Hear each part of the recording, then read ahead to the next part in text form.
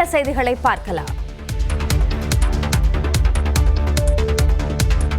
கிராம பகுதிகளில் இனிமேல் 45 நாட்களுக்கு ஒருமுறை மட்டுமே வீட்டு உபயோக சிலிண்டர் முன்பதிவு செய்ய முடியும் என மத்திய அரசு அறிவித்துள்ளது. இது தொடர்பாக செய்தியாளர்களிடம் பேசிய பெட்ரோலியத்துறை இணை செயலாளர் சுஜாதா சர்மா, உள்நாட்டு எல்பிஜி உற்பத்தி 28% அதிகரித்திருப்பதாக தெரிவித்தார். தினமும் சுமார் 50 லட்சம் சிலிண்டர்கள் விநியோகம் செய்யப்பட்டு வந்த நிலையில் பீதி காரணமாக முன்பதிவு அதிகரித்துள்ளதாக கூறினார். இந்நிலையில் முன்பதிவு காலம் 21 நாட்களில் இருந்து 25 நாட்களாக உயர்த்தப்பட்டதை குறிப்பிட்டு கிராம பகுதிகளில் இனிமேல் 45 நாட்களுக்கு ஒருமுறை மட்டுமே முன்பதிவு செய்ய முடியும் என தெரிவித்தார். The booking period has increased from 21 to 25 days for urban households. That is one.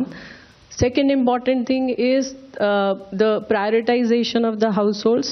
So it is ensured that there is no shortage of supply for the domestic households. மாநிலங்களுக்கு சுமார் 1 லட்சம் லிட்டர் மண்ணெண்ணெய் ஒதுக்கப்படும் சூழலில் 48,000 லிட்டர் கூடுதலாக வழங்க உத்தரவிடப்பட்டுள்ளதாகவும் சுஜாதா சர்மா தெரிவித்தார். மண்ணெண்ணெய், நிலக்கரி, பயோமாஸ் உள்ளிட்ட மாற்று எரிபொருளை பயன்படுத்த அனுமதி வழங்குமாறு சுற்றுச்சூழல் அமைச்சகத்துக்கு அறிவுறுத்தி இருப்பதாக கூறினார். நாடு முழுவதும் இந்தியன் ஆயில் நிறுவனத்தின் அனைத்து எரிபொருள் நிலையங்களும் வழக்கம் போல இயங்கும் என அந்நிறுவனம் அறிவித்துள்ளது. எரிபொருள் தட்டுப்பாடு அச்சம் காரணமாக பொதுமக்கள் பெட்ரோல் நிலையங்களில் குவிந்து வருகின்றனர். இந்நிலையில் பெட்ரோல், டீசல் போதுமான அளவில் கையிருப்பில் இருப்பதாக இந்தியன் ஆயில் நிறுவனம் தெரிவித்துள்ளது. வாடிக்கையாளர்கள் வதந்திகளை புறக்கணித்து எரிபொருள் நிலையங்களில் தேவையற்ற கூட்டத்தை தவிர்க்க வேண்டும் எனவும் கேட்டுக் கொள்ளப்பட்டுள்ளது. பிளாஸ்டிக் கேன்கள், பாட்டில்கள் அல்லது அனுமதி பெறாத பாத்திரங்களில் பெட்ரோலை சேமித்து வைப்பது போன்ற பாதுகாப்பற்ற செயல்களை தவிர்க்குமாறும் இந்தியன் ஆயில் அறிவுறுத்தியுள்ளது. இந்நிலையில் கேஸ் சிலிண்டர் தட்டுப்பாட்டால் அலுவலகங்களில் உள்ள உணவகங்கள் செயல்பட முடியாத சூழல் நிலவுவதாக HCL நிறுவனம் தெரிவித்துள்ளது. இதனால் வீட்டில் இருந்தபடி வேலை செய்ய அந்நிறுவனம் அறிவுறுத்தியுள்ளது. அதேபோல மாணவர்களுக்கான நேரடி வகுப்புகளை ரத்து செய்துள்ள பாரத் மருத்துவக் கல்லூரி மற்றும் மருத்துவமனை வரும் 25ஆம் தேதி வரை ஆன்லைன் முறையில் வகுப்புகள் நடைபெறும் என அறிவித்துள்ளது. மேலும் அனைத்து தேர்வுகளும் மறு அறிவிப்பு வரும் வரை ஒத்திவைக்கப்படுவதாகவும் பாரத் மருத்துவக் கல்லூரி மற்றும் மருத்துவமனை நிர்வாகம் தெரிவித்துள்ளது. பெட்ரோல் தட்டுப்பாடு என பரவிய வதந்தியால் இரவிலும் வாடிக்கையாளர்கள் குவிந்தனர். வளைகுடா போர் சூழலால் எரிபொருள் தட்டுப்பாடு ஏற்படும் என்ற வதந்தியால் காரைக்குடியில் இரவிலும் பெட்ரோல் நிலையங்களில் மக்கள் நீண்ட வரிசையில் திரண்டனர். வழக்கத்தை விட கூடுதலாக நிரப்பியதால் பல இடங்களில் இருப்பு தீர்ந்து மூடப்பட்டன. இருப்பு உள்ள இடங்களில் 30 நிமிடங்களுக்கு மேலாக காத்திருந்து பொதுமக்கள் பெட்ரோல், டீசலை நிரப்பிச் சென்றனர். இப்போ நானும் மெடிக்கல் ரெப்பாக வேலை பார்க்குறேன். வேற வழி இல்லை. நாளைக்கு நான் வேலைக்கு போகணுன்னா வண்டி ரிசர்வில் ஓடுது. நான் மெயினில் வச்சா தான் ஓட முடியும். அப்புறம் நான் அடுத்த வாரத்துக்கு தேவைன்னா நான் பெட்ரோல் போட வந்தால் இத்தனை பேர் நிற்கிறாங்க, எப்படி பெட்ரோல் போடுறது? இதேபோல அரியலூர் மாவட்டம் செந்துறையில் பெட்ரோல் தட்டுப்பாடு ஏற்படும் என்ற வாட்ஸ்அப் வதந்தியால் 2வது நாளாக பெட்ரோல் நிலையங்களில் மக்கள் குவிந்தனர். கையில் கிடைத்த கேன் மற்றும் பாட்டில்களுடன் நீண்ட வரிசையில் நின்று பெட்ரோல் வாங்கி சென்றதால் பரபரப்பு நிலவியது.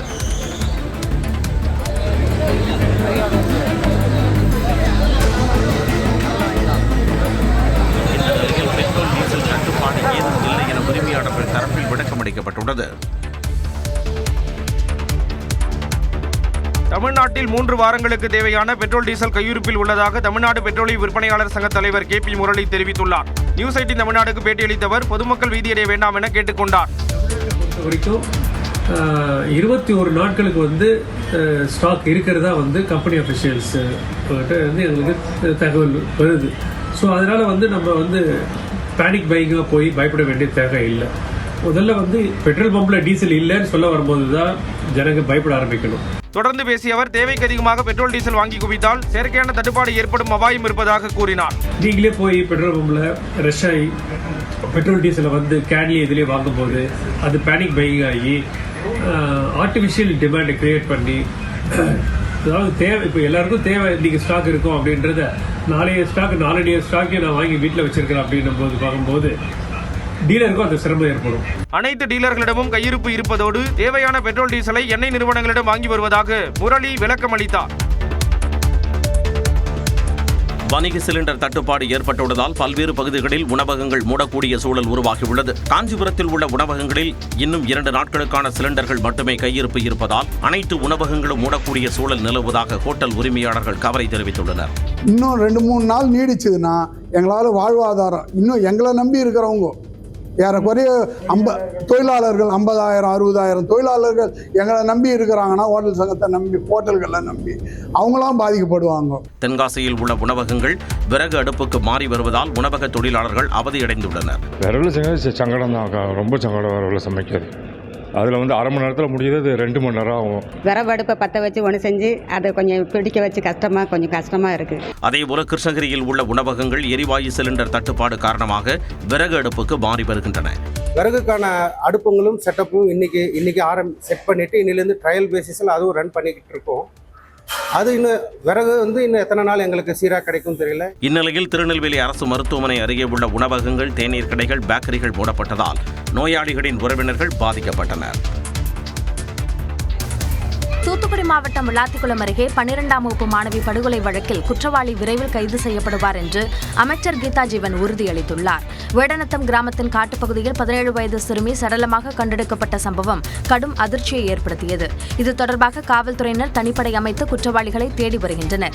குற்றவாளியை கைது செய்ய வலியுறுத்தி குளத்தூர் குறுக்கு சாலை பகுதியில் சிறுமியின் உறவினர்கள் நேற்று சுமார் 10 மணி நேரமாக மறியலில் ஈடுபட்டனர். ஆட்சியர் இளம்பகவத், காவல் கண்காணிப்பாளர் மதன் நடத்திய பேச்சுவார்த்தை பலனளிக்காத நிலையில் அமைச்சர் கீதா ஜீவன் நேரில் சென்று பேச்சுவார்த்தை நடத்தினர். குற்றவாளி விரைவில் கண்டுபிடிக்கப்பட்டு உரிய தண்டனை வாங்கித் தரப்படும் என்று சிறுமியின் குடும்பத்தினரிடம் அமைச்சர் உத்தரவாதம் அளித்தார். சில அரசியல் கட்சிகள் தேர்தல் நேரம் இதை அரசியலாக்குகிறார்கள். ஆனால் நம்ம அரசியலாக்க வேண்டிய தேவையில்லை. இதெல்லாம் நிச்சயமாக காவல்துறை உள்ளிட்ட இதில் விரைவாக நடவடிக்கை எடுப்பார்கள். விரைவாக குற்றவாளியை கண்டுபிடிக்கப்படுவார்கள். அதனைத் தொடர்ந்து சிறுமியின் உறவினர்கள் கலந்து சென்றனர். ஒரு சிலர் போராட்டத்தை கைவிட மறுத்த நிலையில் அவர்களை காவல்துறையினர் வலுக்கட்டாயமாக அப்புறப்படுத்தி போக்குவரத்தை சீர் செய்தனர். இதற்கிடையே உயிரிழந்த சிறுமிக்கு நீதி கேட்டு கல்மேடு, விளக்கு, குளத்தூர் உள்ளிட்ட பகுதிகளில் பொதுமக்கள் நள்ளிரவில் போராட்டம் நடத்தினர். இதனால் ராமேஸ்வரம், வேதாரண்யம், நாகப்பட்டினம், நெல்லை, கன்னியாகுமரி உள்ளிட்ட பகுதிகளுக்கு போக்குவரத்து பாதிக்கப்பட்டது. தமிழ்நாட்டில் சட்டம் ஒழுங்கு நிலை குறித்து மாநில அரசு விளக்கமளித்துள்ளது. தமிழ்நாட்டில் கடந்த 5 ஆண்டுகளில் பாலியல் வன்கொடுமை உள்ளிட்ட அனைத்து குற்றங்களும் குறைந்திருப்பதாக உள்துறை செயலாளர் தீரஜ்குமார் தெரிவித்துள்ளார். தமிழ்நாட்டில் சட்டம் ஒழுங்கு குறித்து உள்துறை செயலாளர் தீரஜ்குமார், பொறுப்பு டிஜிபி வெங்கட்ராமன் உள்ளிட்டோர் கூட்டாக செய்தியாளர்களை சந்தித்தனர். அப்பொழுது தரவுகளுடன் பேசிய உள்துறை செயலாளர் தீரஜ்குமார், 2021ஆம் ஆண்டில் 1597ஆக இருந்த குறை சம்பவங்கள் 1461ஆக குறைந்திருப்பதுடன் பாலியல் வன்கொடுமை வழக்குகளும் குறைந்திருப்பதாக சுட்டிக்காட்டினார். 2021 we started with 422 cases being reported. இது அப்படியே ஸ்டீடி டிக்ளைன். இன்னைக்கு 2025ல 401 cases reported in 2025. தொடர்ந்து பேசிய அவர் லாக்அப் மரணங்கள் குறித்த கேள்விக்கு பதிலளித்தார். கஸ்டோடியல் இன்சிடென்ட்ஸ் பொறுத்தவரைக்கு கவர்மெண்ட் ஆஃப் தமிழ்நாடு உடைய பாலிசி 0 டாலரன்ஸ். நடக்கவே கூடாது, நடக்கக்கூடாது. ஏதாவது ஒரு இன்சிடென்ட்ஸ் எங்கேயோ நடந்தால் அந்த இன்சிடென்ட்ஸ்ல very fair and transparent investigation will take place. போதைப்பொருள் தடுப்பு பணிகளை தீவிரப்படுத்தியதால் அது தொடர்பான வழக்குகள் 6800 இருந்து 11000ஆக உயர்ந்திருப்பதாகவும் திரேஜ்குமார் தெரிவித்தார். தமிழ்நாட்டின் பொறுப்பு ஆளுநராக பதவியேற்றுக் கொண்ட கேரள ஆளுநர் ராஜேந்திர விஸ்வநாத் அர்லேக்கர் சென்னை மயிலாப்பூர் கபாலீஸ்வரர் கோவிலில் தனது குடும்பத்தினருடன் சாமி தரிசனம் மேற்கொண்டார். பின் செய்தியாளர்களிடம் பேசிய அவர், சோழர் காலத்து வரலாற்று பின்னணி கொண்ட இந்த மண்ணிற்கு வந்திருப்பதையும் தமிழக மக்களை சந்திப்பதையும் தான் பெருமையாக கருதுவதாக கூறினார். I wish that these deities will be always blessing us, the people of Tamil Nadu, in the whole process of progress of our Tamil Nadu, our state. So I have just asked for the blessings. ஆளுநராக பொறுப்பேற்றுள்ள நிலையில் மாநிலத்தின் முன்னேற்றம், மக்களின் நல்வாழ்விற்காக இறைவனின் ஆசி வேண்டியதாக தெரிவித்தார். முன்னாள் ஆளுநருக்கும் மாநில அரசுக்கும் இடையிலான கருத்து வேறுபாடுகள் குறித்து செய்தியாளர்களின் கேள்விக்கு தற்பொழுது அரசியல் குறித்து எதுவும் பேச விரும்பவில்லை என நாசுக்காக பதிலளித்து சென்றார். ரஜினிகாந்த் அரசியலுக்கு வராதது குறித்து தாவேகா நிர்வாகி ஆதவ் அர்ஜுனாவின் கருத்திற்கு வேலூர் ரஜினி ரசிகர் மன்ற மாவட்ட செயலாளர் சோடிங்கர் ரவி பதிலடி கொடுத்துள்ளார். சென்னையில் தாவேகா சார்பில் நடைபெற்ற போராட்டத்தின் போது பேசிய ஆதவ் அர்ஜுனா, திமுகவின் மிரட்டலால் ரஜினிகாந்த் அரசியலுக்கு வரவில்லை என கூறியிருந்தார். ஆதவின் பேச்சுக்கு அறிக்கை மூலம் பதிலடி கொடுத்துள்ள ஒருங்கிணைந்த வேலூர் மாவட்ட ரஜினி ரசிகர் மன்ற செயலாளர் சோடிங்கர் ரவி, மிரட்டலுக்கு அஞ்சுபவர் ரஜினிகாந்த் அல்ல என தெரிவித்துள்ளார். கொரோனாவால் ஏற்படும் உயிரிழப்புகளை தவிர்க்கவே அவர் அரசியலில் இருந்து விலகியதாகவும், தனது பலத்தை நிரூபிக்க தன்னை நம்பி வரும் உயிர்களை பலியிடும் அற்ப அரசியலை ரஜினிகாந்த் செய்யவில்லை எனவும் குறிப்பிட்டுள்ளார். கூட்டம் சேர்ப்பவரெல்லாம் தலைவனாகிவிட முடியாது என கூறியிருக்கும் சோடிங்கர் ரவி, தனது அரசியல் விலகல் எத்தனை விமர்சனங்களை உருவாக்கும் என்பதை அறிந்தும் அதனை தாங்கிக் கொண்டு மக்களின் நலனிற்கு ரஜினிகாந்த் முக்கியத்துவம் அளித்ததாக தெரிவித்துள்ளார்.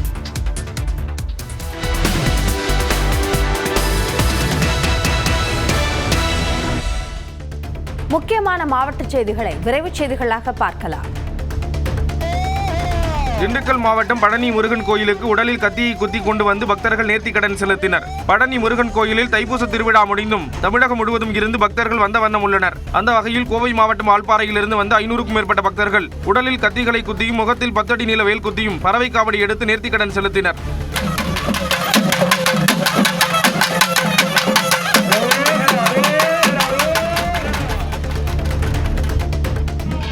மயிலாடுதுறை மாவட்டம் சீர்காழி அருகே திருவெண்காடு புதன் பகவான் கோயிலில் தெப்போற்சவம் வெகு விமரிசையாக நடைபெற்றது. திருவெண்காடு புதன் பகவான் கோயிலில் இந்திர பெருவிழா கடந்த 28ஆம் தேதி கொடியேற்றத்துடன் தொடங்கியது. அதன் ஒரு பகுதியாக நடந்த தெப்போற்சவத்தில் சுவாமியும் அம்பாளும் எழுந்தருளினர். தெப்பம் புறப்பட்டு சந்திர தீர்த்த குளத்தில் 5 முறை வலம் வந்தது.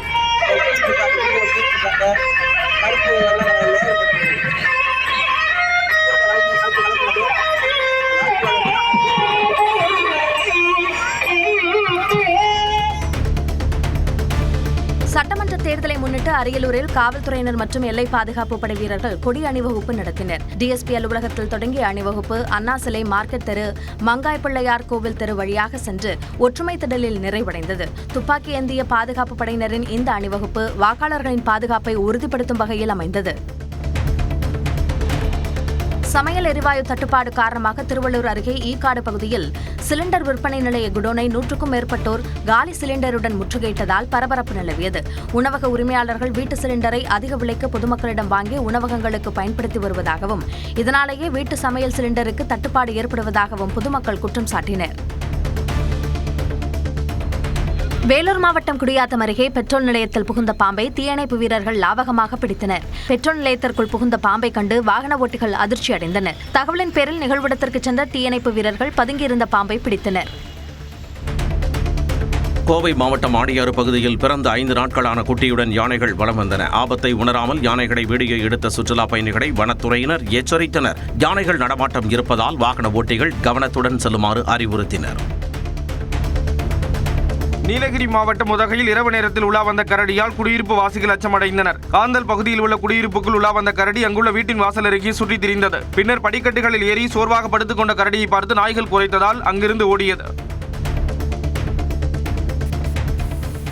வளைகுடா நாடுகளில் போர் பதற்றம் காரணமாக தூத்துக்குடி மாவட்டம் கோவில்பட்டியில் பல கோடி ரூபாய் மதிப்பிலான கடலை மிட்டாய்கள் தேக்கமடைந்துள்ளன. கடலை மிட்டாய்க்கு பெயர் போன கோவில்பட்டியிலிருந்து வெளிமாநிலங்களுக்கு மட்டுமல்லாமல் வெளிநாடுகளுக்கும் ஏற்றுமதி செய்யப்படுகிறது. கடந்த சில நாட்களாக வளைகுடா நாடுகளில் நிலவி வரும் போர் பதற்றம் காரணமாக கடலை மிட்டாய் ஏற்றுமதி முற்றிலும் பாதிக்கப்பட்டிருப்பதாக கூறும் வியாபாரிகள் பல கோடி ரூபாய் மதிப்பிலான கடலை மிட்டாய்கள் தேக்கமடைந்திருப்பதாக கவலை தெரிவித்துள்ளனர். கோவை மாவட்டம் மேட்டுப்பாளையத்தில் டீ குடிக்க வந்த நபரை தகாத வார்த்தைகளால் திட்டி தாக்க முயன்ற சம்பவத்தின் சிசிடிவி காட்சி வெளியாகியுள்ளது. சிறுமுகை சாலையில் உள்ள தேநீர் கடையில் மாலா ரவி என்பவர் டீ குடிக்க வந்தபோது கடையின் ஊழியர் அன்சாரிக்கும் அவருக்கும் வாக்குவாதம் ஏற்பட்டுள்ளது. அப்போது மாலா ரவி அன்சாரி மீது சோடா பாட்டில்களை எடுத்து வீசினார். இதையடுத்து கடையில் இருந்தவர்கள் இருவரையும் தடுத்து நிறுத்தி சமாதானம் செய்தனர்.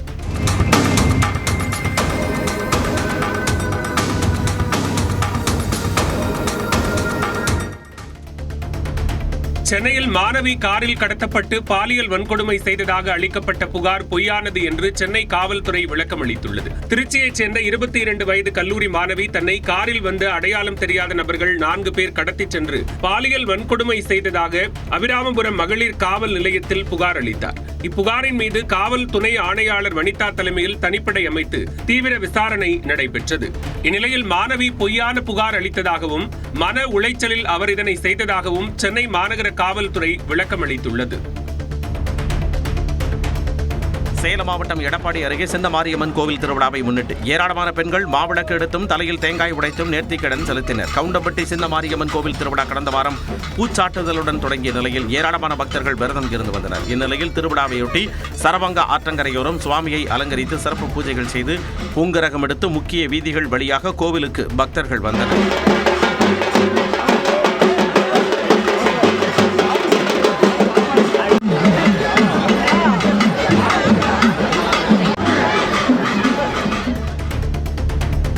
திருவண்ணாமலை மாவட்டம் மாவட்டம் ஆரணி அருகே கோழிப்பண்ணையில் மர்ம நபர்கள் தீ வைத்ததால் சுமார் 5000 கோழிகள் தீயில் கருகி உயிரிழந்தன. கோட்டைமலை பகுதியைச் சேர்ந்த துரைமுருகன் தனது சொந்த நிலத்தில் 2 கொட்டகை அமைத்து அதில் கோழியை வளர்த்து வந்தார்.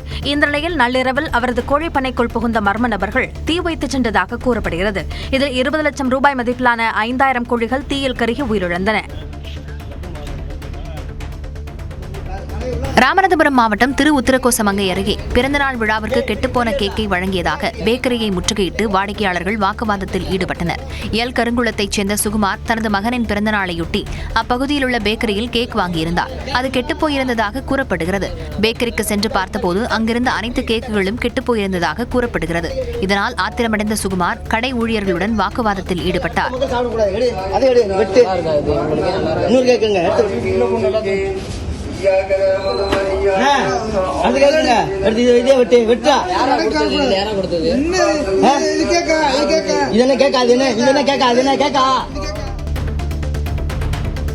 கோவை கவுண்டம்பாளையம் அரசு பள்ளியில் உணவில் பல்லி விழுந்த விவகாரத்தில் சமையலர், உதவியாளர், சத்துணவு அமைப்பாளர் ஆகிய மூவரையும் சஸ்பெண்ட் செய்து மாவட்ட ஆட்சியர் உத்தரவிட்டார். கவுண்டம்பாளையம் ஹவுசிங் யூனிட் நடுநிலைப் பள்ளியில் மதிய உணவில் பல்லி விழுந்ததால் 44 குழந்தைகளுக்கு உடல்நலக்குறைவு ஏற்பட்டது.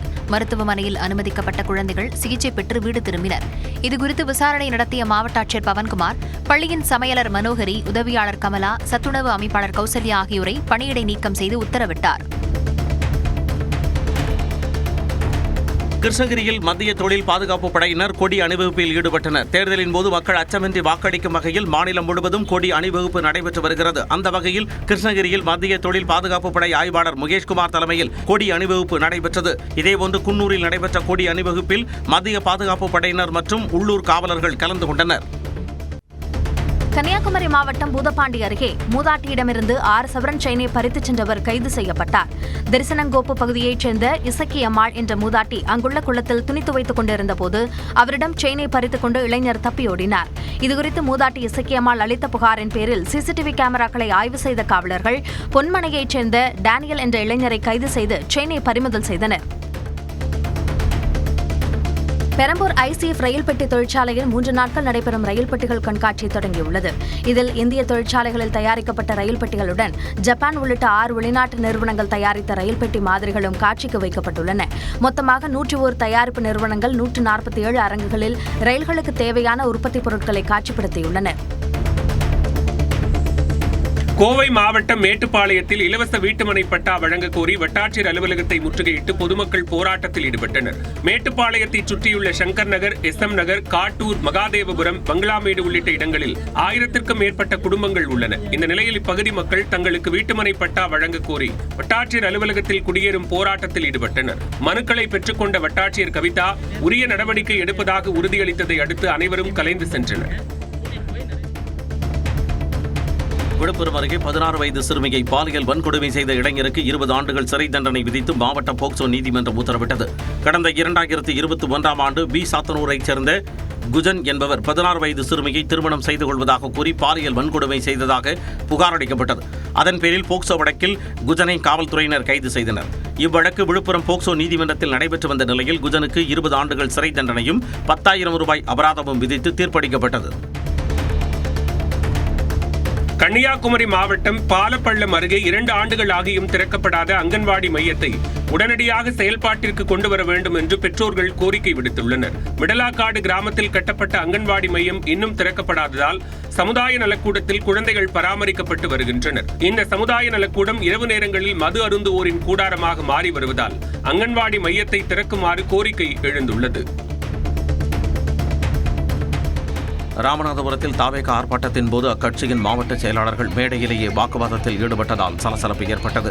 சாதிவாரி கணக்கெடுப்பு நடத்த வேண்டும் என்பன உள்ளிட்ட கோரிக்கைகளை வலியுறுத்தி ஆட்சியர் அலுவலகம் அருகே தாவேக சார்பில் ஆர்ப்பாட்டம் நடைபெற்றது. அப்போது தாம் வருவதற்கு முன்பாக எப்படி ஆர்ப்பாட்டத்தை தொடங்கலாம் என மேற்கு மாவட்ட செயலாளர் மன்மதன், கிழக்கு மாவட்ட செயலாளர் மலர்விழியை பார்த்து கேள்வி எழுப்பியதால் இரு தரப்பினரிடையே வாக்குவாதம் ஏற்பட்டது. தென்னிந்திய நடிகர் சங்க நிர்வாகிகளின் பதவிக்காலத்தை மேலும் 3 ஆண்டுகளுக்கு நீட்டித்த பொதுக்குழு தீர்மானத்தை சங்கங்களின் பதிவாளர் ஏற்றுக்கொண்டுள்ளதாக சென்னை உயர்நீதிமன்றத்தில் தெரிவிக்கப்பட்டுள்ளது. கடந்த 2022 தேர்ந்தெடுக்கப்பட்ட நாசர், விஷால், கார்த்தி உள்ளிட்டோரின் பதவிக்காலம் கடந்த ஆண்டு முடிவடைந்த நிலையில் பொதுக்குழுவில் நிறைவேற்றப்பட்ட பதவிக்கால நீட்டிப்பு தீர்மானத்தை செல்லாது என்று அறிவிக்க கோரி உறுப்பினர் நம்பிராஜன் வழக்கு தொடர்ந்திருந்தார். இந்த நிலையில் எழுத்துப்பூர்வ வாதங்களை தாக்கல் செய்ய நீதிபதி மரியா கிளாட் உத்தரவிட்டார். சென்னை நகரில் உள்ள மயானங்களில் LPG தட்டுப்பாடை சமாளிக்க நடவடிக்கை எடுக்கப்பட்டுள்ளதாக தெரிவிக்கப்பட்டுள்ளது. தமிழகத்தில் எரிபொருள் தட்டுப்பாடு வதந்திகள் பரவி வரும் சூழலில் சென்னை மாநகராட்சியின் கட்டுப்பாட்டில் உள்ள அயனாவரம், வேலங்காடு, ஓட்டேரி மற்றும் வெள்ளிவாக்கம் மயானங்களில் உடல்களை எரியூட்டும் பணிகள் எவ்வித சிரமங்களுமின்றி தடையின்றி நடைபெற்று வருகின்றன. ஒரு உடலை எரிக்க சராசரியாக 10 முதல் 11 கிலோ கேஸ் தேவைப்படும் நிலையில் ஒரு நாளைக்கு 7 முதல் 9 உடல்கள் எரியூட்டப்படுவதாக அதிகாரிகள் தெரிவித்துள்ளனர். மயானங்களுக்கு தேவையான சிலிண்டர்கள் போதுமான அளவில் இருப்பில் உள்ளதாக தெரிவிக்கப்பட்டுள்ளது. பாஸ்போர்ட் எண்ணை தவறாக அச்சிட்டு பயணியை தாய்லாந்திலிருந்து திருப்பி அனுப்பிய விவகாரத்தில் சென்னை மண்டல பாஸ்போர்ட் அதிகாரிக்கு நுகர்வோர் ஆணையம் அபராதம் விதித்தது. பாதிக்கப்பட்ட வேளச்சேரி இளைஞர் ஜெனிஷ் ஜோஷுக்கு ஏற்பட்ட மன உளைச்சலுக்காக 1 லட்சம் ரூபாய் இழப்பீடு வழங்க சென்னை தெற்கு நுகர்வோர் குறைதீர் ஆணையம் ஆணையிட்டது. தமிழகத்தில் MBA, MCA மற்றும் முதுநிலை பொறியியல் படிப்புகளுக்கான பொது நுழைவுத் தேர்வுகளுக்கு மார்ச் 16 முதல் ஏப்ரல் 10ஆம் தேதி வரை விண்ணப்பிக்கலாம் என அண்ணா பல்கலைக்கழகம் அறிவித்துள்ளது. வரும் மே 9 மற்றும் 10ஆம் தேதிகளில் தேர்வுகள் நடைபெற உள்ள நிலையில் தகுதியுள்ள மாணவர்கள் இணையதளம் வாயிலாக விண்ணப்பிக்க அறிவுறுத்தப்பட்டுள்ளனர். தேர்வு முடிவுகள் மே மாத இறுதிக்குள் வெளியிடப்பட்டு ME, MTech, MArch, MPlan சேர்க்கைக்கான கவுன்சிலிங் மே அல்லது ஜூன் மாதம் நடத்தப்படும் என தெரிவிக்கப்பட்டுள்ளது. தேனி அருகே தொழில் போட்டி மற்றும் முன்விரோதம் காரணமாக உணவகத்தின் மீது பெட்ரோல் குண்டு வீசப்பட்ட சம்பவத்தில் திமுக பிரமுகர் உட்பட 4 பேர் பிடிபட்டனர். கெங்குவார்பட்டியில் மதுபான கடை நடத்தி வரும் திமுக மாணவரணி அமைப்பாளர் ஸ்டீபனுக்கும் மதுபான பார் உரிமையாளர் சுதாகருக்கும் இடையே தொழில் போட்டி இருந்து வந்துள்ளது. இந்த நிலையில் சுதாகரின் உணவகம் மீது பெட்ரோல் குண்டு வீசப்பட்டது தொடர்பாக காவல்துறையினர் விசாரணை மேற்கொண்டதில் திமுகவைச் சேர்ந்த வழக்கறிஞர் ஸ்டீபன் மற்றும் இருதரப்பைச் சேர்ந்த 4 பேர் கைது செய்யப்பட்டனர். ராணிப்பேட்டை மாவட்டம் ஆற்காடு தேசிய நெடுஞ்சாலையில் அதிவேகமாக சென்ற இருசக்கர வாகனம் சாலையோர தடுப்பில் மோதியதில் 2 பேர் சம்பவ இடத்திலேயே உயிரிழந்தனர். புதுப்பேட்டையைச் சேர்ந்த ஆமீன், அவரது நண்பர்களான ஏஜிஸ், அப்பாஸ் ஆகிய 3 பேர் சென்னை பெங்களூரு நெடுஞ்சாலையில் அதிவேகமாக சென்றதாக கூறப்படுகிறது. அப்போது ஆமீன் முன்னே சென்ற லாரியை முந்த முயன்றபோது நிலை தடுமாறி சாலையோர தடுப்பில் மோதியதாக கூறப்படுகிறது. இந்த விபத்தில் அமீன் மற்றும் ஏஜிஸ் படுகாயமடைந்து சம்பவ இடத்திலேயே உயிரிழந்தனர். படுகாயமடைந்த அப்பாஸ் வாலாஜாப்பேட்டை அரசு மருத்துவமனையில் அனுமதிக்கப்பட்டுள்ளார். திருப்பூர் மாவட்டம் தாராபுரம் அருகே கார் கவிழ்ந்து விபத்திற்குள்ளானதில் 3 பெண்கள், 2 சிறுவர்கள் உட்பட 8 பேர் காயமடைந்தனர். குண்டடம் அருகில் ஒரே குடும்பத்தைச் சேர்ந்த 8 பேர் பயணித்த காரின் டயர் வெடித்து கட்டுப்பாட்டை இழந்தது. இந்த விபத்தில் 3 பெண்கள், 2 சிறுவர்கள் உட்பட 8 பேர் காயமடைந்தனர். திருவள்ளூர் அருகே மேல்நிலை நீர்த்தேக்க தொட்டியிலிருந்து பூச்சி மருந்து கலந்த தண்ணீர் வந்ததாக மக்கள் பீதியடைந்தனர். கருமனூர் கண்டிகை கிராமத்தில் உள்ள நீர்த்தேக்க தொட்டியிலிருந்து பூச்சி மருந்து கலந்த தண்ணீர் வந்ததாக தெரிகிறது. இதனால் கிராம மக்கள் அச்சமடைந்தனர். முன்னெச்சரிக்கை நடவடிக்கையாக சிறுவர் சிறுமிகளுக்கு மருத்துவ பரிசோதனை மேற்கொள்ளப்பட்டது. தகவல் அறிந்து சென்ற வருவாய் மற்றும் காவல்துறையினர் நீர்த்தேக்க தொட்டியை ஆய்வு செய்து விசாரித்து வருகின்றனர். நாகையில் இருசக்கர வாகனத்தில் மது பாட்டில்களை கடத்திய இருவரை 2 கிலோமீட்டர் தூரம் விரட்டிச் சென்று காவலர்கள் கைது செய்தனர். வாஞ்சூர் சோதனை சாவடியில் காவலர்கள் வாகன சோதனையில் ஈடுபட்ட போது அவ்வழியாக வந்த 3 இருசக்கர வாகனங்களை நிறுத்தி சோதனையிட முயன்றனர். அப்போது அவர்கள் தப்பியோட முயன்ற நிலையில் துரத்தி சென்ற காவலர்கள் சுரேந்தர், மணிகண்டன் ஆகிய 2 பேரை மடக்கி பிடித்தனர். அவர்களிடமிருந்து 1000 மது பாட்டில்களை பறிமுதல் செய்தனர். இதையடுத்து இருவரும் கைது செய்யப்பட்ட நிலையில் தப்பி ஓடிய 4 பேரை தேடி வருகின்றனர்.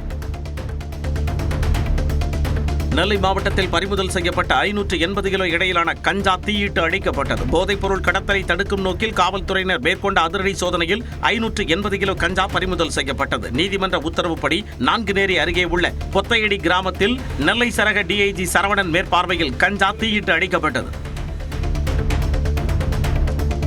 மதுரை எய்ம்ஸ் கட்டுமான பணிகள் 47% நிறைவடைந்துள்ளதாக தகவல் அறியும் உரிமை சட்டத்தின் மூலம் தெரியவந்துள்ளது. தென்காசி மாவட்டத்தைச் சேர்ந்த பாண்டியராஜா என்பவர் தகவல் அறியும் உரிமை சட்டத்தின் கீழ் மதுரை எய்ம்ஸ் குறித்து பல்வேறு கேள்விகளை எழுப்பியிருந்தார். அதற்கு பதிலளித்துள்ள மத்திய சுகாதார மற்றும் குடும்ப நல அமைச்சகம் மதுரை எய்ம்ஸ் கட்டுமான பணிகள் 47% நிறைவு பெற்றுள்ளது என்றும் வரும் அக்டோபர் மாதத்திற்குள் கட்டுமான பணிகளை முடிக்க இலக்கு நிர்ணயிக்கப்பட்டுள்ளதாகவும் தெரிவிக்கப்பட்டுள்ளது. கன்னியாகுமரி மாவட்டம் நாகர்கோவிலில் பணி நிரந்தரம், ஊதிய உயர்வு உள்ளிட்ட பல்வேறு கோரிக்கைகளை வலியுறுத்தி மக்களை தேடி மருத்துவம் திட்ட பணியாளர்கள் காத்திருப்பு போராட்டத்தில் ஈடுபட்டனர். மக்களை தேடி மருத்துவம் திட்டத்தின் கீழ் கன்னியாகுமரி மாவட்டத்தில் 300க்கும் மேற்பட்ட பெண் பணியாளர்கள் பணியாற்றி வருகின்றனர். இந்நிலையில் தங்களுக்கு பணி நிரந்தரம், ஊதிய உயர்வு, பணி நேரத்தை முறைப்படுத்த வேண்டும் என்பன உள்ளிட்ட கோரிக்கைகளை வலியுறுத்தி மாவட்ட பொது சுகாதார அலுவலகம் முன்பு பெண் பணியாளர்கள் காத்திருப்பு போராட்டத்தில் ஈடுபட்டனர். வேலூர் மாவட்டம் பேர்ணாம்பட்டு அருகே கஞ்சா விற்பனையில் ஈடுபட்ட கூலி தொழிலாளி கைது செய்யப்பட்டார். பேர்ணாம்பட்டு நகரில் காவலர்கள் வாகன சோதனையில் ஈடுபட்டனர். அப்போது இருசக்கர வாகனத்தில் வந்த விஷால் என்ற இளைஞர் காவலர்களை பார்த்ததும் வாகனத்தை நிறுத்திவிட்டு தப்பியோட முயன்றார். இதையடுத்து காவலர்கள் அவரை துரத்தி சென்று பிடித்து விசாரித்ததில் அவர் கஞ்சா வைத்திருந்தது தெரியவந்தது. இதனைத் தொடர்ந்து அவரை கைது செய்த காவலர்கள் அவரிடம் இருந்து 60 கிராம் கஞ்சாவை பறிமுதல் செய்தனர். சென்னை கோயம்பேடு அருகே டீக்கடை உரிமையாளரிடம் கத்தியை காட்டி மிரட்டி பணம் பறித்ததாக இருவர் கைது செய்யப்பட்டனர். சோமாத்தம்மன் நகரில் பாலமுருகன் என்பவர் டீக்கடை நடத்தி வருகிறார். இவர் தனது கடையை திறப்பதற்காக சாலையில் நடந்து சென்றபோது அவரிடம் கத்தியை காட்டி மிரட்டிய 2 இளைஞர்கள் 200 ரூபாயை பறித்து சென்றனர். புகாரின் பேரில் விருகம்பாக்கத்தைச் சேர்ந்த சர்க்குணம், வெற்றிவேல் ஆகியோரை காவல்துறையினர் கைது செய்தனர். தலைக்கவசம் அணிவது குறித்து தருமபுரியில் கல்லூரி மாணவர்கள் விழிப்புணர்வு பேரணியில் ஈடுபட்டனர். செய்தி மக்கள் தொடர்பு துறை சார்பில் நடைபெற்ற பேரணியை ஆட்சியர் சதீஷ் தொடங்கி வைத்தார். அரசு மருத்துவக் கல்லூரி மருத்துவமனையில் தொடங்கிய பேரணி நெசவாளர் காலனி வழியாக சென்று 4 ரோடு சந்திப்பில் நிறைவடைந்தது.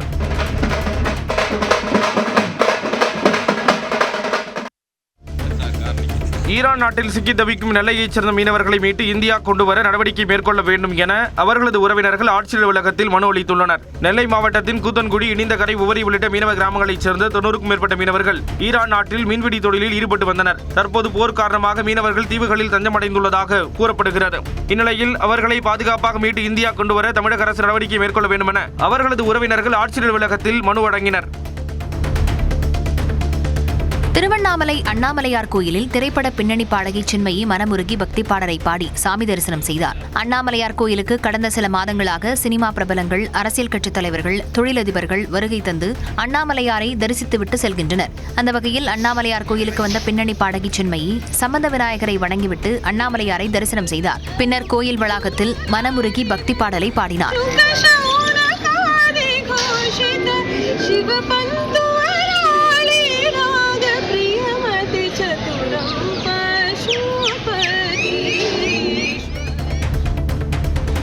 எல்லை தாண்டி மீன்பிடித்ததாக கூறி ராமேஸ்வரம் மீனவர்கள் 2 இலங்கை கடற்படை கைது செய்தது. ராமேஸ்வரம் மீன்பிடி துறைமுகத்திலிருந்து விசைப்படகில் சென்ற 2 மீனவர்களை எல்லை தாண்டி மீன்பிடித்ததாக கூறி வடக்கு மன்னார் கடற்பரப்பில் வைத்து இலங்கை கடற்படையினர் கைது செய்தனர். படகையும் பறிமுதல் செய்தனர். தலைமன்னார் கடற்படை முகாமிற்கு அழைத்துச் செல்லப்பட்ட தமிழக மீனவர்கள் 2 நீதிமன்றத்தில் ஆஜர்படுத்தப்பட்டு சிறையில் அடைக்கப்பட்டனர். ஈரோடு மாவட்டம் தாளவாடியில் கோயில் பூசாரி மட்டுமே தீக்குண்டம் மிதிக்கும் குண்டம் திருவிழா வெகு விமர்சையாக நடைபெற்றது. தாளவாடியில் பிரசித்தி பெற்ற மாரியம்மன் கோவிலில் தீமிதி திருவிழா கடந்த 10ஆம் தேதி கொடியேற்றத்துடன் தொடங்கியது. மத நல்லிணக்கத்திற்கு எடுத்துக்காட்டாக பள்ளிவாசல் முன்பு 30 அடி நீளம், 4 அடி உயரத்தில் அமைக்கப்பட்ட குண்டத்தில் கோயில் பூசாரி தீ மிதித்தார். திரளான பக்தர்கள் கலந்து கொண்டு வழிபட்டனர். கூட்டத்தை கட்டுப்படுத்த காவல்துறையினர் லேசான தடியடி நடத்தினர்.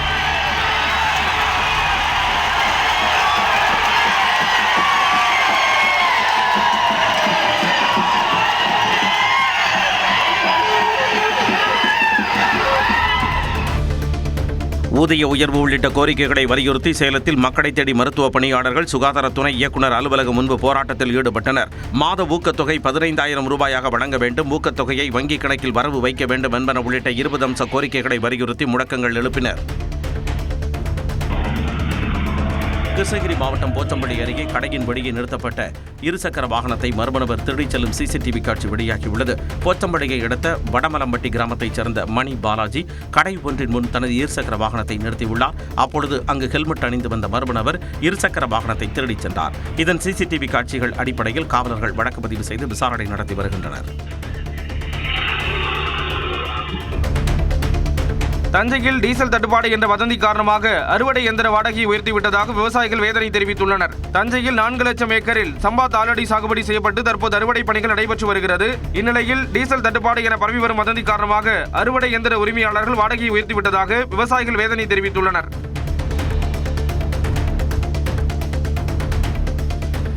விருதுநகரில் 10 நாட்களுக்கு முன்பு காணாமல் போன மாணவரை இதுவரை கண்டுபிடித்து தரவில்லை என கூறி உறவினர்கள் மறியலில் ஈடுபட முயன்றனர். ரோசல்பட்டி அருகே காந்தி நகரைச் சேர்ந்த 10ஆம் வகுப்பு மாணவர் முத்துப்பாண்டி கடந்த 2ஆம் தேதி BMC காலனியில் உள்ள தனது பாட்டி வீட்டிற்கு செல்வதாக சென்றவர் காணாமல் போனார். இதுகுறித்து காவல் நிலையத்தில் புகார் அளித்து 10 நாட்களாகியும் கண்டுபிடிக்க முடியவில்லை என உறவினர்கள் குற்றஞ்சாட்டினர். கன்னியாகுமரி மாவட்டம் ஆரல்வாய்மொழி அருகே கட்டிட தொழிலாளி மின்சாரம் தாக்கி பரிதாபமாக உயிரிழந்தார். கணேசபுரத்தைச் சேர்ந்த சுரேஷ் ஆரல்வாய்மொழியில் வீட்டில் பணியாற்றும் போது மரப்பலகையை அறுத்துக் கொண்டிருந்தார். அப்போது எதிர்பாராத விதமாக அவர் மீது மின்சாரம் பாய்ந்தது. இதையடுத்து மயக்கமடைந்த அவரை மருத்துவமனைக்கு சக தொழிலாளர்கள் அழைத்துச் சென்றனர். அவர் ஏற்கனவே இறந்துவிட்டதாக மருத்துவர்கள் தெரிவித்தனர். அரியலூர் மாவட்டம் முத்துவாஞ்சேரி கிராமத்தில் பள்ளி அருகே கள்ளச்சந்தையில் மது விற்பனை நடைபெறுவதாக கூறி பொதுமக்கள் சாலை மறியலில் ஈடுபட்டனர். முத்துவாஞ்சேரி கிராமத்தில் பள்ளி அருகே கள்ளச்சந்தையில் 24 மணி நேரமும் மது பாட்டில்கள் விற்பனை செய்யப்படுவதாக புகார் கூறும் அப்பகுதி மக்கள் காவல்துறையில் புகார் அளித்தும் நடவடிக்கை எடுக்கவில்லை என குற்றம் சாட்டியுள்ளனர். திண்டுக்கல் மாவட்டம் செம்பட்டி அருகே மாடுகளை ஏற்றிச் சென்ற கண்டெய்னர் லாரி சாலையில் கவிழ்ந்து விபத்துக்குள்ளானதில் ஒரு மாடு உயிரிழந்த நிலையில் 3 மாடுகள் படுகாயமடைந்தன. ஆந்திராவிலிருந்து 22 மாடுகளுடன் தேனி நோக்கி சென்ற கண்டெய்னர் லாரி வீரசிக்கம்பட்டி பிரிவு அருகே சென்றபோது சாலையில் கவிழ்ந்து விபத்துக்குள்ளானது. இதையடுத்து சம்பவ இடத்திற்கு விரைந்த தீயணைப்புத் துறையினர் கண்டெய்னரை உடைத்து மாடுகளை மீட்டனர். விருதுநகர் மாவட்டம் சிவகாசி அருகே குடியிருப்பு அருகே உள்ள பொது மயானத்தை அகற்றக் கோரி மயானத்தில் குடியேறி பொதுமக்கள் போராட்டத்தில் ஈடுபட்டனர். பள்ளப்பட்டி இந்திரா நகர் குடியிருப்புகளுக்கு மத்தியில் பொது மயானம் அமைந்துள்ளது. இங்கு உடல்களை எரியூட்டும் போது சுவாச கோளாறு ஏற்படுவதாகவும் சில நேரங்களில் பாதி எரிந்த நிலையில் உள்ள மனித எலும்புகள் மற்றும் மண்டை ஓடுகளை நாய்கள் குடியிருப்புகளுக்குள் கொண்டு வருவதாக பொதுமக்கள் குற்றம் சாட்டுகின்றனர். இதனால் மயானத்தை இடமாற்றம் செய்ய கோரி மக்கள் போராட்டத்தில் ஈடுபட்டனர். கள்ளக்குறிச்சி அருகே தொழிலாளி மீது பெட்ரோல் ஊற்றி கொலை செய்துவிட்டு மனைவி நாடகமாடியது அதிர்ச்சியை ஏற்படுத்தியுள்ளது. மாமண்டலில் கேஸ் நிறுவனத்தில் பணியாற்றி வந்த அந்தோனி ராபின் கடந்த ஞாயிறன்று தனது உடலில் பெட்ரோல் ஊற்றி தீ வைத்து தற்கொலை செய்து கொண்டதாக அவரது மனைவி அம்மு தெரிவித்திருந்தார். இது தொடர்பான CCTV காட்சி வெளியான நிலையில் உறங்கிக் கொண்டிருந்த அந்தோனி மீது மனைவி அம்மு பெட்ரோல் ஊற்றியதும் அவர் மீது நெருப்பு பற்ற வைத்ததும் தெரியவந்தது. அம்முவின் திருமணத்தை மீறிய உறவே இதற்கு காரணம் என்பது விசாரணையில் தெரியவந்துள்ளது. கடலூர் மாவட்டம் சிதம்பரத்தில் வாட்ஸ்அப் மூலம் கஞ்சா விற்பனையில் ஈடுபட்டதாக 7 இளைஞர்கள் கைது செய்யப்பட்டனர். சிதம்பரம் பேருந்து நிலையத்தில் காவலர்கள் சோதனையில் ஈடுபட்ட போது அங்கிருந்த 8 இளைஞர்களை பிடித்து விசாரித்தனர். அப்போது அவர்கள் கஞ்சா விற்பனையில் ஈடுபட்டது தெரியவந்தது. இதையடுத்து விஜயராஜ், விஸ்வா, தேவாமூர்த்தி, ஜெயசீலன், ரகு, செல்வம் உள்ளிட்ட 7 பேரை கைது செய்த காவலர்கள் அவர்களிடமிருந்து 400 கிராம் கஞ்சாவை பறிமுதல் செய்தனர். மேலும் 17 வயது சிறுவனை எச்சரித்து பெற்றோருடன் அனுப்பி வைத்தனர். விழுப்புரம் அருகே 1300 ஆண்டுகள் பழமை வாய்ந்த கொற்றவை மற்றும் மூத்த தேவி சிலைகளை வரலாற்று ஆய்வாளர் குழுவினர் கண்டறிந்துள்ளனர். நத்தமேடு கிராமத்தில் துர்க்கை என்று அழைக்கப்படுகின்ற கொற்றவை சிலை இருப்பதாக வந்த தகவலை அடுத்து வரலாற்று உதவி பேராசிரியர் ரமேஷ் தலைமையில் கல்லூரி மாணவர்கள் ஆய்வு மேற்கொண்டனர். அப்பொழுது பலகை கல்லில் செதுக்கப்பட்ட கொற்றவை சிலை பல்லவர் காலத்தினைச் சேர்ந்தது என்பதை கண்டறிந்தனர். இதேபோன்று கோவில் பின்புறத்தில் மூத்த தேவி சிலையும் கண்டறியப்பட்டது. வேலூர் மாவட்டம் கேவிக்குப்பம் அருகே சுங்கச்சாவடி திறப்பதற்கு எதிர்ப்பு தெரிவித்து திமுகவினர் ஆர்ப்பாட்டத்தில் ஈடுபட்டனர். பில்லாந்திப்பட்டி நெடுஞ்சாலையில் புதிய சுங்கச்சாவடி திறப்பதற்கான பணிகள் முழுவீச்சில் நடைபெற்று வருகின்றன. இதற்கு எதிர்ப்பு தெரிவித்து சுங்கச்சாவடியை முற்றுகையிட்டு திமுகவினர் ஆர்ப்பாட்டத்தில் ஈடுபட்டனர். அப்போது மத்திய அரசை கண்டித்து முழக்கங்கள் எழுப்பினர். சுங்கச்சாவடி திறக்கப்பட்டால் சுற்றுவட்டார பகுதி விவசாயிகள் பாதிக்கப்படுவார்கள் என குற்றம் சாட்டினர்.